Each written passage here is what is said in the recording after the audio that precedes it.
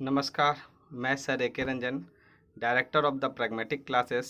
आज आप लोगों के बीच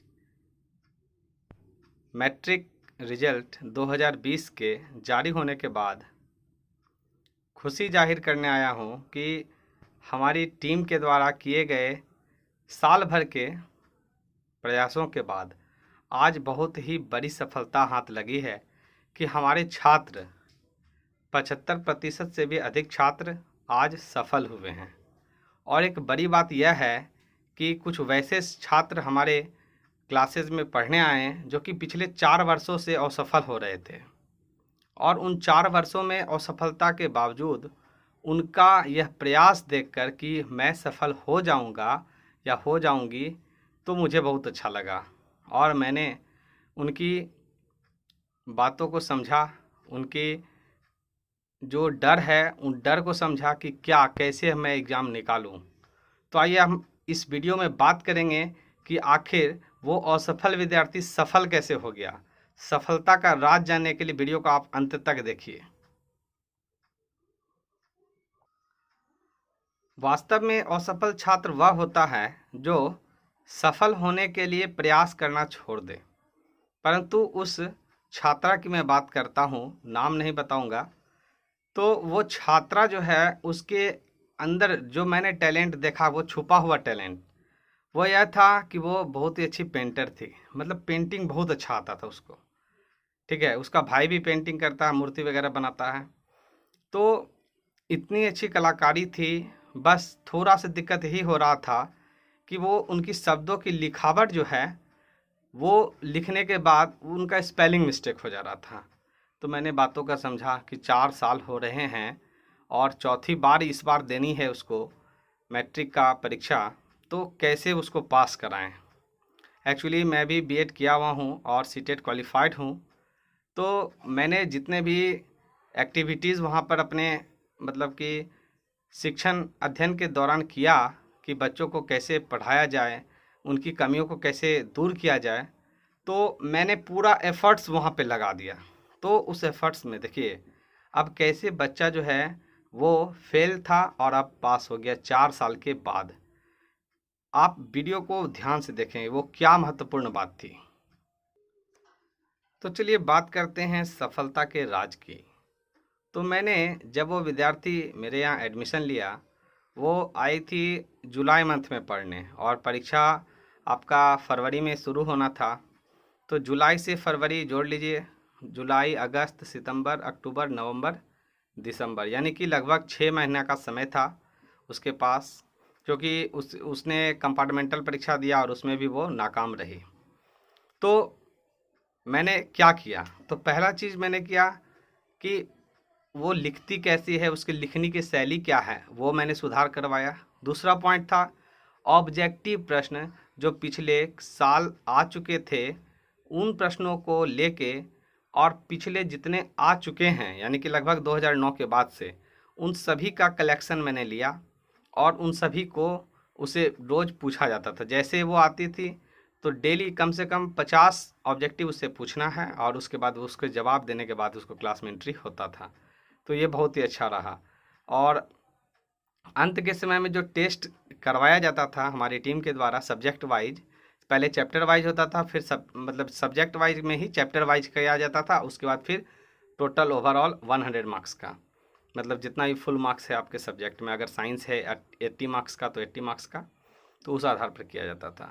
तो इस तरह से बारीकी से उसने एग्ज़ाम दिया, और हर बार मतलब कि 40% से 50% तक उसका अंक आ रहा था। तो अब हमें लग रहा था कि चांसेस है कि इस बार वो पास कर जाए। 4 साल हो चुके थे और उनकी भी उम्मीद, जानते हैं छात्र है और छात्रा है तो दोनों में अंतर होता है। अभी हमारे जो समाज है हमारी, तो उसमें लड़कियों को बहुत ही ज़्यादा घर का काम करना होता है, माँ का कुछ काम कर देना होता है, बहुत सारे काम होते हैं।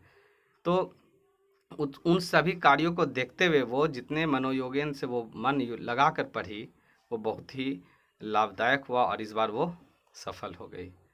तो कॉन्ग्रेचुलेसन उन छात्राओं को जो कि इस बार पिछले बार तक फेल हो रहे थे, लेकिन इस बार अपनी जी तोड़ मेहनत से आपने सफलता प्राप्त कर ली। चलिए अब बात करते हैं उन अभ्यर्थियों की जिन्हें कि कई बार प्रयास किया लेकिन मायूस हो गए इस बार भी। पर अब मायूस ना हो। अगर आपका घर मुंगेर जिला में पड़ता है, अच्छा छोड़िए मुंगेर जिला में नहीं पड़ता है, तो अगर आपका घर बिहार में किसी भी जिला में पड़ता है तो द प्रैग्मेटिक क्लासेस के यूट्यूब चैनल पर आप हमें कमेंट करें और हम आपके साथ आपको सहयोग करेंगे, आपको टिप्स देंगे, आपके साथ आपकी परीक्षा तक, अगले परीक्षा तक हम आपके साथ रहेंगे और आपको इस बार पास करवाएंगे। तो अवश्य ही आप हमारे चैनल से जुड़ें। बात रही हमारे यूट्यूब चैनल के, तो जल्द ही कोशिश किया जाएगा कि सभी विषयों की पढ़ाई हमारे चैनल के माध्यम से ऑनलाइन करवाई जाए।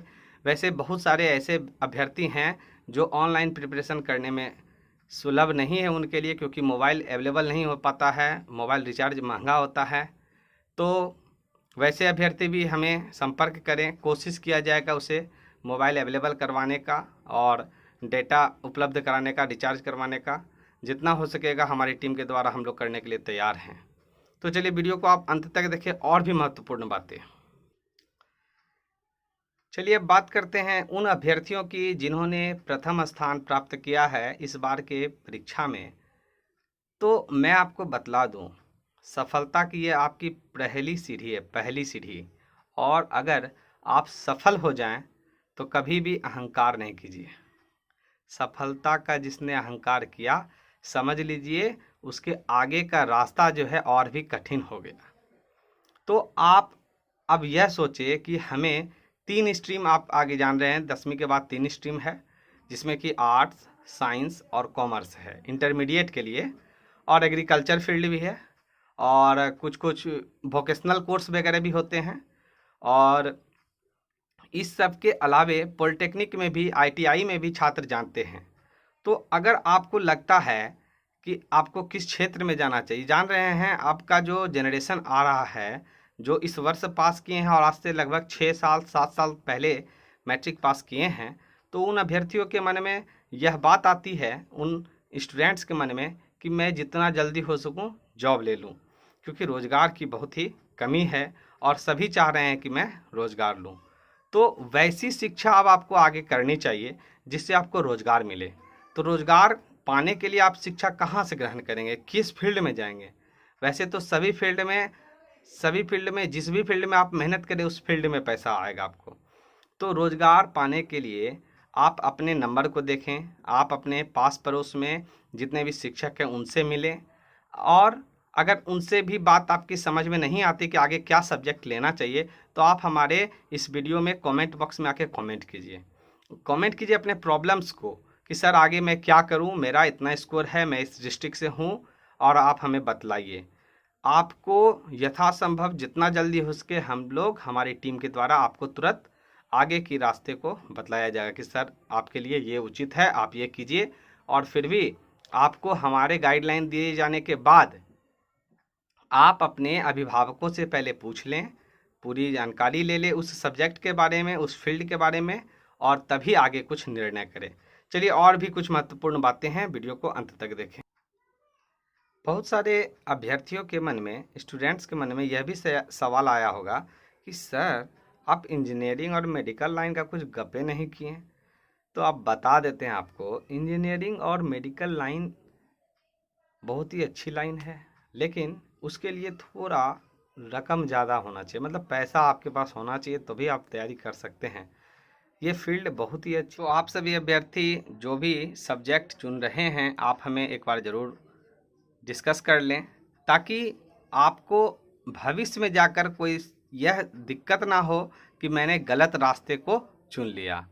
वैसे तो सभी रास्ते अच्छे हैं और सभी विषय अच्छे हैं। अब अंत में एक महत्वपूर्ण बात मैं आपको बतला देता हूँ, जितना हो सके आप इस वीडियो को शेयर कीजिएगा, ताकि आपके सभी दोस्तों को, सभी मित्रों को जो इस बार मैट्रिक परीक्षा में उत्तीर्ण हुए हैं, वो सही रास्ते चुनकर आगे की पढ़ाई जारी रखें और वैसी शिक्षा आप प्राप्त करें जिससे आपको रोज़गार मिले और अपने माता पिता के सपनों को और अपने खुद के सपनों को आप साकार कर सकें। स्वप्न वही देखना चाहिए जो खुली आंखों से, जी हाँ, खुली आंखों से आप देख सकें और अन्यथा सपने देखने तो कोई बुरी बात नहीं है, सपना देखना है तो देखते रहिए। तो चलिए, आप वीडियो कैसा लगा आप हमें कमेंट कीजिए, अपने राय विचार, अपने प्रॉब्लम्स हमें कमेंट कीजिए, और जितना हो सके इस वीडियो को जितना हो सके शेयर कीजिए, अपने सभी दोस्तों को सभी ग्रुप में शेयर कीजिए, और इस चैनल को सब्सक्राइब कर दीजिए और नोटिफिकेशन बेल ऑन कर लीजिए, ताकि आपको हमेशा लेटेस्ट अपडेट वीडियोस की मिलते रहे। धन्यवाद।